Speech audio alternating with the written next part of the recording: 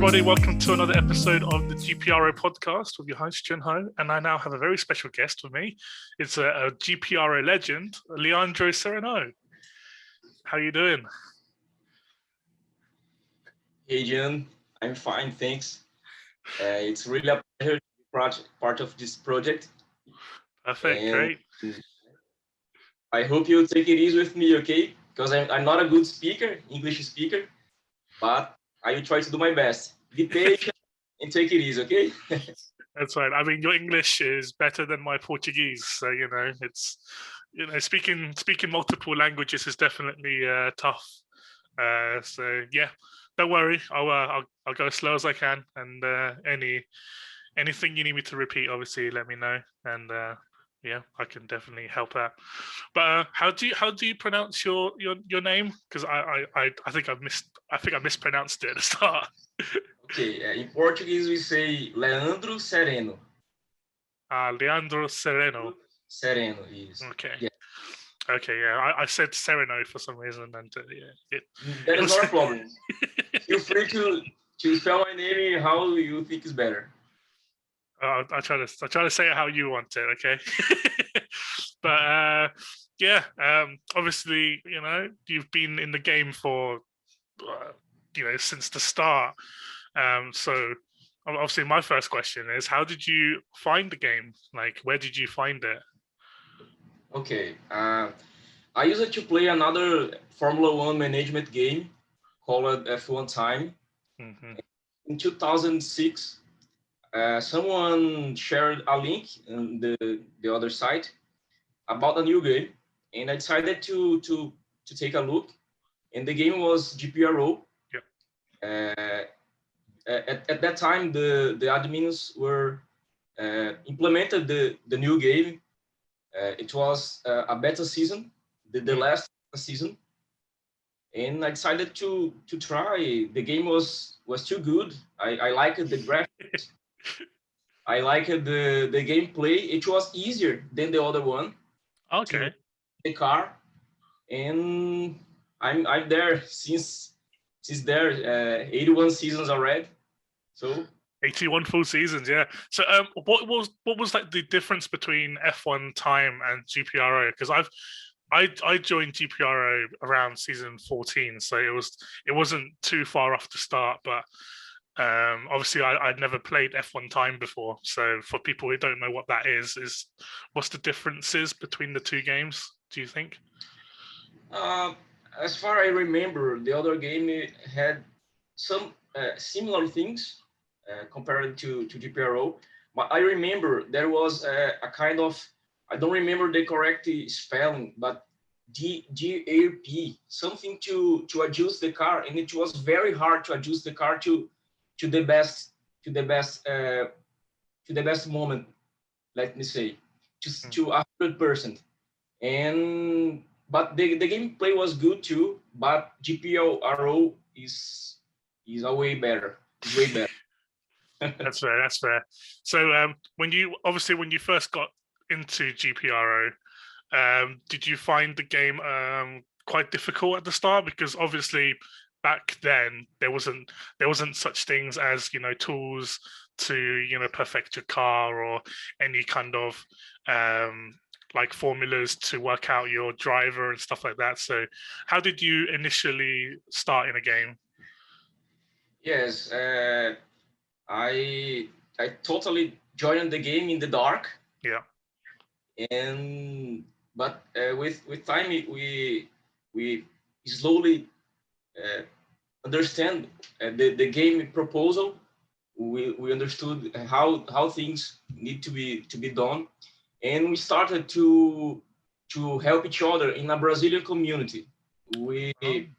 Yes, we opened a forum, a Brazilian forum, and we started to share things with each other, and slowly we improved in the game. And by now, if you check the national standings, after some seasons, Brazil is doing good. If I remember, a lot of profiles we have right now. Yeah. And this was the help each other, you know. Yeah. I mean, yeah, Brazil is still doing really, really well in the national kind of standings in GPRO. It's always you guys or it's Italy. It's always one of the two, or Poland. So there's always three nations up at the top of the standings every season, and it's always either you, Italy, or Poland. The one of the three big countries Yeah, in the game. yeah, and maybe we are the biggest community in the game. I remember some time ago we had almost 2,000 managers. Yeah, I mean, yeah, back when I started, the kind of the main ones were obviously Brazil. You had Lithuania, which has a really big kind of group as well. Um, I would say maybe even the UK one was pretty big back in the day.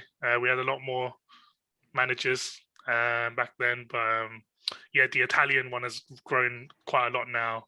The Yes. Spanish one's grown quite a lot. Yeah, so there's a lot more countries that are definitely in the game at the moment. But going back, obviously you said the Brazilian community was helping each other right at the beginning with the national forums. Did you join the team at all to maybe try to get even more insight into the game, or? In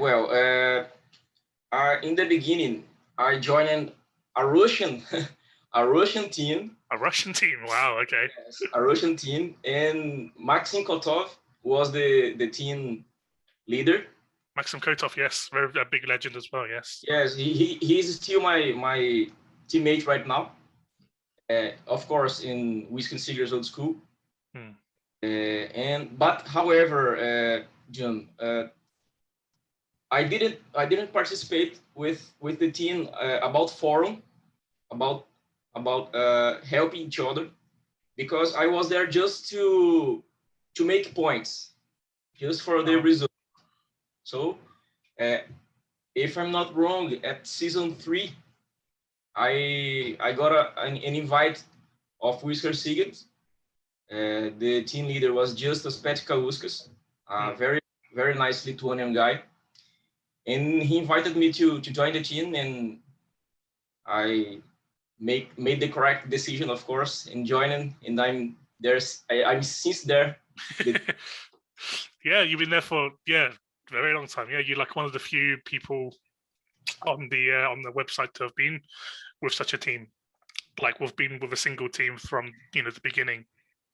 I mean, whiskey and cigars were that kind of massive, I would say, really, really big team back in the day. So you got whiskey and cigars. You had Lithuania. I think I can't remember what their name was now. There was a Lithuanian Apples team. They were one of the big ones. You got Tiger Racing, obviously, Jaguar Racing. So you got all those big teams at the start. How did you ever felt whiskey and cigars would be such a big team? Because obviously you won quite a few team championships, a few team knockout cups. Did you ever felt that team would always be a team that would be fighting for championships like that? Well, to be honest, I don't care at all to be champion as a team. I will explain that. Okay. I prefer to have a good team, atmosphere, to have friendly managers in the same team, and the results come with time, not pushing each other, but how can I say? We need to. Could you cut this part? Yeah, I can do that. Yeah, no problem. Yeah. Okay. I need to say that the most important thing is to the helpful we have each other, and not to pressure anyone. So the results come with time. Okay. And about your question, we have three trophies, 3 team trophies. which is far behind from other from the other winners teams. But the most important thing is that what I'm saying to you, our team atmosphere and the friendship we have there. Yeah, no, I know that's yeah, I definitely agree with that. Obviously, my current team now, we don't have the best kind of positioning. You know, we've maybe hit top 100 maybe a couple of times, but yeah, what I kind of look for in a team is like what you said, team atmosphere, the friendship and kind of the brotherhood that you get with other people. You know, it's not so much as a team; it's more so much as like a family of 10 managers. So yeah, like what you said, having that friendship is very, very important in a team. And like you said, results will come, you know, once that happens. But Yes. I mean, with whiskey and cigars, you very rarely, you know, lose members, and very rarely kind of, you know, yeah, you can't. It's kind of very rare for you to swap members around and kind of lose a member. Mainly mostly due to kind of real life issues or real life problems. But yeah, for the most part, someone doesn't leave whiskey and cigars because they don't like the team. I never heard of someone who left your team to say that they left because they didn't like it. So how do you guys maintain that kind of relationship, maintain that friendship with each other? So what do you guys do? Well, right now we share a WhatsApp group, and there we chat a lot, uh, mostly uh, off off game, Hmm. and we use the team forum to share things like setups, telemetries, and discuss some races. Uh, Actually, we are a band of very experienced managers, Hmm. and we use it to discuss the races more in the past. Okay. Something I had to say, but now we talk more about real life or things like that, Hmm. and the game itself. I mean, yeah, I mean, like you said, you have a very experienced blend of managers in your team already. So you got yourself, you know, you got Maxim, you got Jimmy, who, Vladimir, yeah, you got loads of Alexei Sutkin, yes, loads of players who's yeah, Alexis, you know, he's been there for, you know, since the beginning. He hasn't missed a single race yes, for 81 seasons. So, you know, you have that really, you know, experienced core in your team. And yeah, it's understandable that you don't talk about racing much because, you know, you've done it for 80 odd seasons now. yes. But do you ever have that spark of wanting to become elite champion again? Because obviously you've been elite champion, you know, 7 times at the start, at kind of near the start of your season, so like before season 40. So did you ever have that passion of wanting to become elite champion again, or was it just you just racing just for fun? Well, as you said, I just play for fun. Right now, I'm maybe if I have opportunity to join Elite again, I I can try to do something. But to be changed again is not really my goal for now. Mm. Uh, Actually, I'm just playing for establish my finances right now, and let's see what the game gives to us in the future. But I'm not. I don't have the dream anymore, like many managers have to win the Elite Championship. Yeah, I mean that's fair enough. I mean you've won it. You know, you're the second, you know, joint second highest manager to win. You know, the amount of elite championships you have. So you got Roland, who's obviously won it 9 times, and then you got yourself, who's won it 7. I think Toygun won it 7 times. Not 100% sure. I don't know. I think you're on 7, and then I think Toygun's on 6. Um, I really need to do some research on that. But yeah, like you said, you've done it so many times. There's no kind of desire. So what's the whole reasoning as to why you're racing again? Is it just to do it for fun, or were you kind of doing racing because you want to help your team go better? Like what's the whole kind of reason for that? I'm still playing the game because I really like the gameplay. I like the community. I like my team, my teammates. And I need to do my best, of course. But I don't have the pressure anymore that I put to myself in the past, okay? And I'm already 7 seasons, if I'm not wrong, at Master, after I relegated. And I'm happy. No, fair enough. Yeah, with my career right now. That's fair. I mean, people have different opinions, So we got. I had interviewed Thomas Wypitch, back in like 2014, and I asked him why,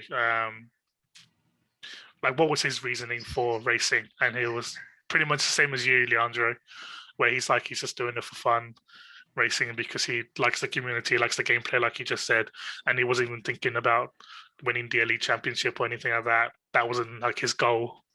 But yeah, it's good to see that you've managed to take the pressure off yourself. Yeah. Thomas was our teammate as well. He had the correct profile to our team.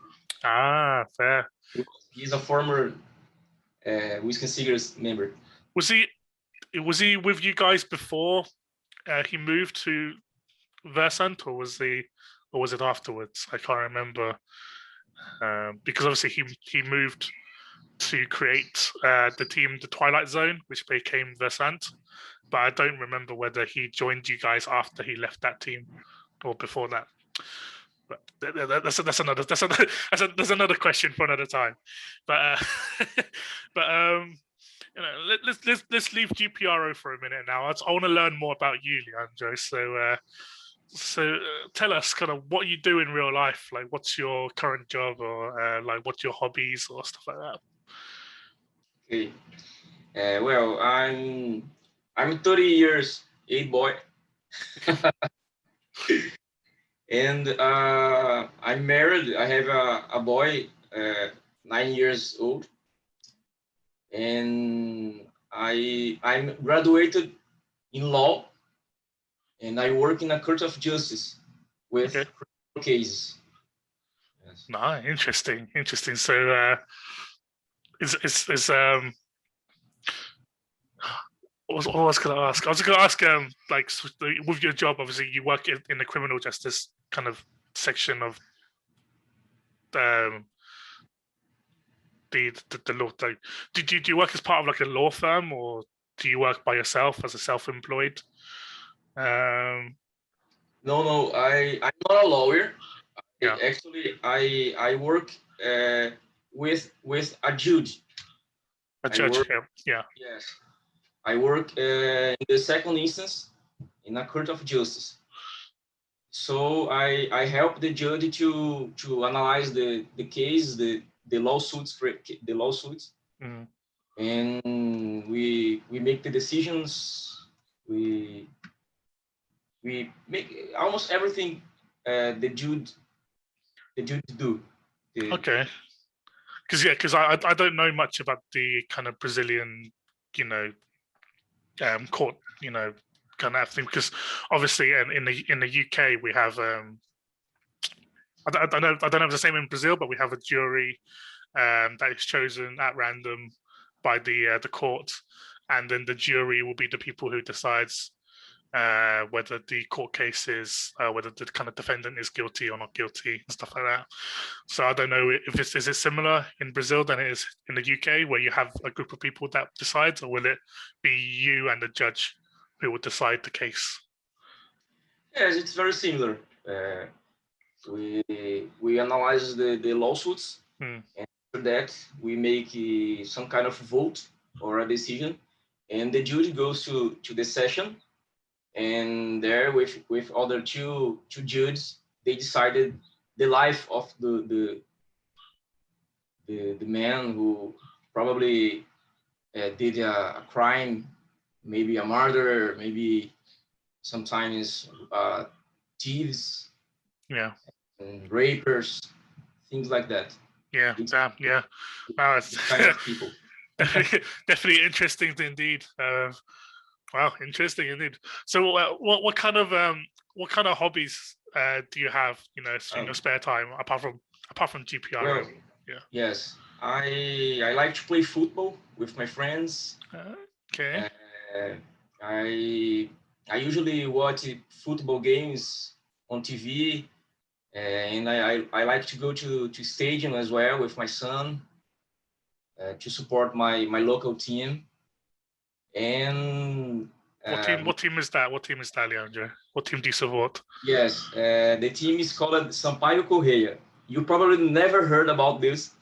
Yeah, yeah. I We, doesn't recognize don't recognize it at all. we play the second division, Brazilian second division right now, and Yeah. we are a small team here of my city, and I support that team since '96 Wow. Yeah. when I was Has your team ever been to the top division, or are you like just on '80s. in the 80s? Okay. So but So you, yeah. about my another hobbies, I like to play poker. Ooh, poker. Nice. Yeah. Yes, I used to play a lot in the past. I played even online and live. Yeah. I used to play at Pokerstars, Party Poker, and sites like that. Hmm. And I made some cash there. Fair. Yes, a little bit. Yeah. I, uh, That's I good. I I remember I used to play poker when I just turned 18.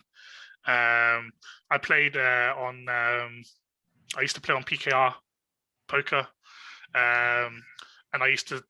This is I've never told this to anybody. This I used to play a lot of free roll tournaments, so it's free to enter, and you win money like in like the top 20. You win money based off of that, so you don't have to pay anything to the site, and you can win money back in return if you do really well in a tournament. So I used to play that a lot. I used to play that when like maybe £4, £5, £6, something like that per tournament, and then I build up my cash stack that way, and then I start playing cash poker, um, on that site, and it's just really poker is one of those games that I really enjoy playing, Yes, even though it's based off real money and everyone listening, please gamble responsibly. Don't gamble as anything that you can't afford. 18 and over, all that kind of stuff. But but yeah, so, I actually I used to play a lot, really a lot in the past. When I arrived at my job, I started to play hours. But 2 years ago, I decided to slow down and dedicate to my family more. mm, So now I just play eventually 1 or 2 days in a week, not as before. fair. And Do you hobbies, yeah? Do you play with your friends sometimes? yes, we used to play, but with the pandemics, we need to stop. Yeah, of course, So, yeah, yes, yeah. and I but we used to play. It was very funny. We made barbecue. We drink. It's a big party. fair enough. Yeah, poker's one of those games that you could just play, yeah, like you said, in the barbecue or like just at a party, and it's an easy Yes. game that everyone knows, everyone can learn easily. So how did you get into poker then? Because it's one of the facts that I don't really know about you. How did you get into playing poker? Like, what was the first instance of playing it? Well, when I was dating my wife, uh, when we were just uh, boyfriend and girlfriend, uh, her brothers used to play in their house, and it was a time that I checked the game, and it looked interesting, and I decided to give a try. It was 2007, 2008 around. Okay. And did you mostly play online poker, or did you play live poker like with other people? Most of the time, online. Online, yeah. Online. Fair enough. Yeah.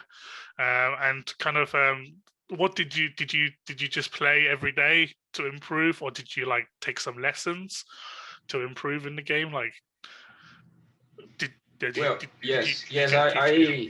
I started the game. I decided to make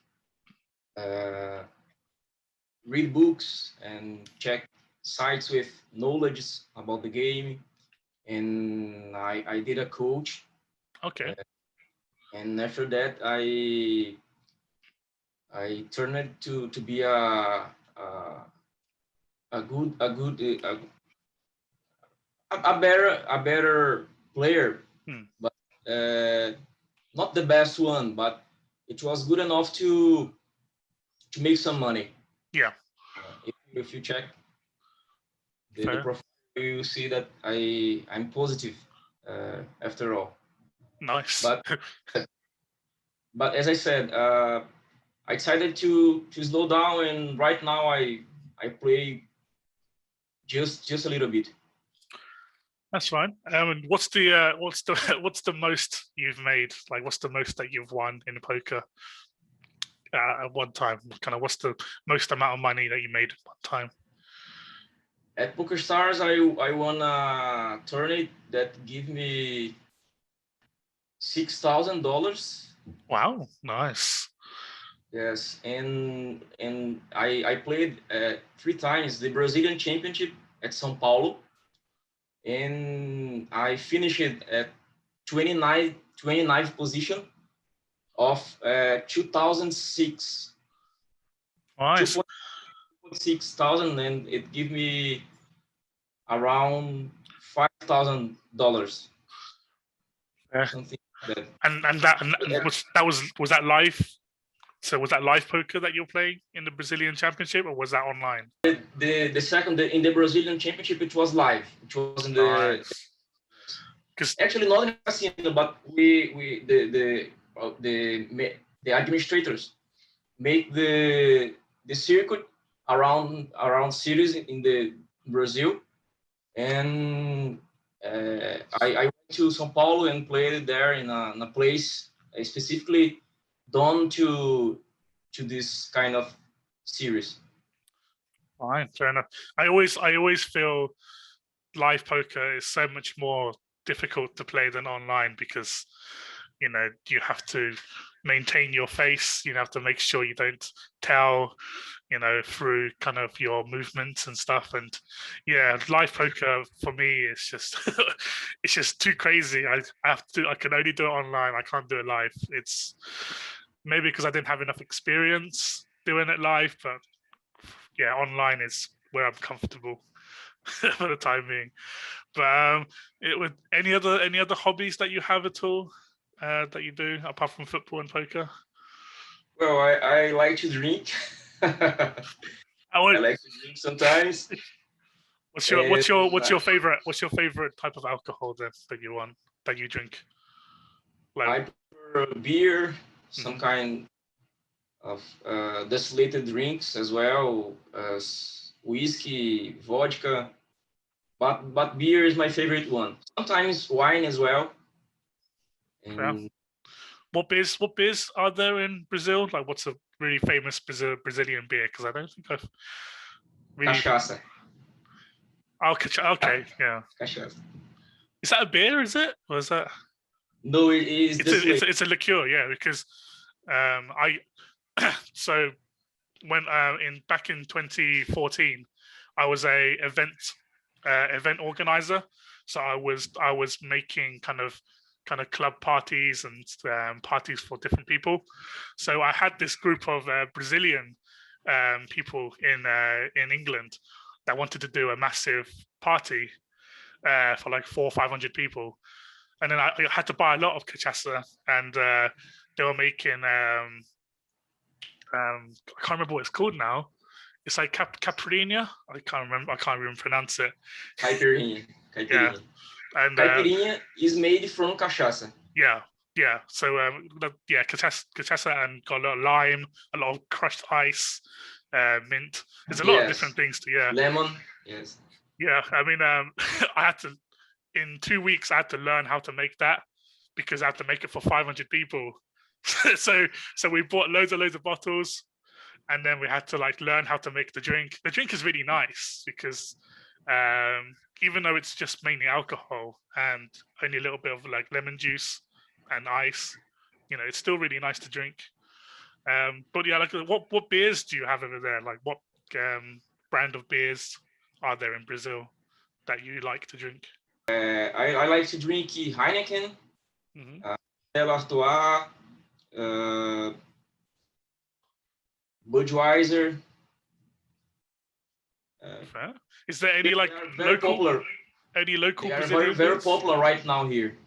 Fair. Yes. Is there any like local Brazilian beers that you enjoy drinking, or? I used to drink Skol, a beer called Skol, but after the Europeans beers arrived here, like Heineken, Stella, I decided to move. Fair. Beers are really good. I prefer Heineken. Is my first option. Fair enough. So obviously in Brazil, when you do a barbecue, do you have a lot of like beers to drink, or like what kind of drinks do you have during a barbecue? I'm intrigued as to what you guys do in the barbecue over there. Yes, the drink more popular with barbecue is beer. Make sure it's beer. Yes, but sometimes we can drink caipirinha. You can drink vodka, but beer is the classic drink for that's fine.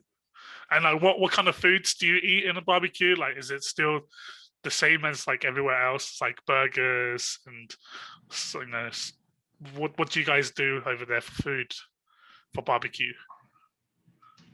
Okay, we used to do it with general meats like cow, piggy, chicken, and that I think that three. Yeah, fair. Because that makes sense. Because we have like you know like burgers, and then we do like sausages and stuff like that. So I didn't know if it's different in England than it is in Brazil, but yeah, it sounds very similar to me. I can share a picture with you later, okay? Yeah, I'll share. I'll post it up. Barbecues, of Brazilian barbecues, yes. Yeah, I'll post it up on here. Yeah, you can see it. That'd be good. Okay. That'd be good to see. Okay. But so are you into? Are you like interested in Formula One at all? Like motor racing? Well, I'm a motorsports fan, but in the last past of years, I lost a bit of motivation to watch. I don't know, but I use it to be very, very, how can I say, passionate to Formula One and Formula Indy and other kind of motorsports race. I was Ayrton Senna's fan, and he was he was the man who showed motorsports to Brazil. Let me say, even if we had Nelson Piquet and Emerson Fittipaldi, but Senna was the guy who made we love the motorsports. Yeah. And I was one of that guy who was really a fan of the sport. But nowadays, sorry, I lost a bit of motivation to watch motorsports. No, I mean that's fair enough. Yeah, I mean, yeah, I think the late '90s, early 2000s, even like I said, the '80s and '90s, where the PKs and the Villeneuves, the Senna, the Prost, Lauders. Yes, that era was arguably the best era in my opinion. Maybe even up to 1998, 1999. After that, it just became more.